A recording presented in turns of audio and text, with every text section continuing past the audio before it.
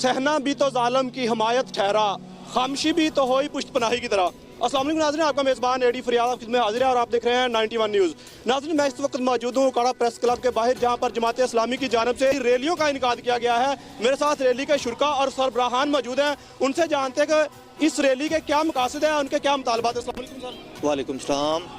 हमारा आज का जो प्रोग्राम है ये पूरे पाकिस्तान में हमारे अमीर मोहतरम सिराजुल हक साहब ने एक हमें टारगेट दिया है कि पूरे पाकिस्तान में 101 धरना देंगे। 100 धरना जो है दीगर शहरों में होगा और जो 101 धरना वो इस्लामाबाद में होगा। हमारा जो मुतालबात है वो है कि बदउनवानी बढ़ती जा रही है, महंगाई बढ़ती जा रही है, बेचैनी अवाम की बढ़ती जा रही है। इस हुकूमत ने जितने वादे किए थे एक भी पूरा इसने नहीं किया, तो हम इसलिए अवाम को लेकर बाहर निकले हैं कि अवाम की जो बेकरारी है इसको करार में बदला जाए। और हमारा मुतालबा है कि हम चाहते हैं कि पाकिस्तान जो है वो इस्लाम के नाम पे बना था, कि पाकिस्तान का मतलब क्या, ला इलाहा इल्लल्लाह। उस ला इलाहा इल्लल्लाह की खातिर हम निकले हैं कि जब तक वो निज़ाम नहीं आएगा पाकिस्तान में, ये जो बदअमनी है, ये जो बेचैनी है, ये जो बदउनवानी है, ये बढ़ती जाएगी। पाकिस्तान का अमन के लिए, खुशहाली के लिए वाहिद हल है और इस्लाम का है। और सिराजुल हक साहब वो लीडर हैं जो पूरे पाकिस्तान में इसको लीड कर रहे हैं। हमारा दीगर कोई किसी के बाप को, किसी के भाई को बचाने का कोई मकसद नहीं है। हमारी जमात ऐसी है कि जिस पर करप्शन का एक धेले का भी इल्ज़ाम तक नहीं है। हम किसी अपने को बचाने के लिए नहीं, वतन को बचाने के लिए निकले हैं, अवाम को बचाने के लिए निकले। मेरे साथ एक और कारकुन भी मौजूद है, उनसे जानते हैं कि उनके क्या ख्याल है। ये जो मुल्क में बदअमनी और ये गलत माशी पॉलिसियाँ बनाई गई हैं, इसने मुल्क को तबाह बर्बाद कर दिया गया है।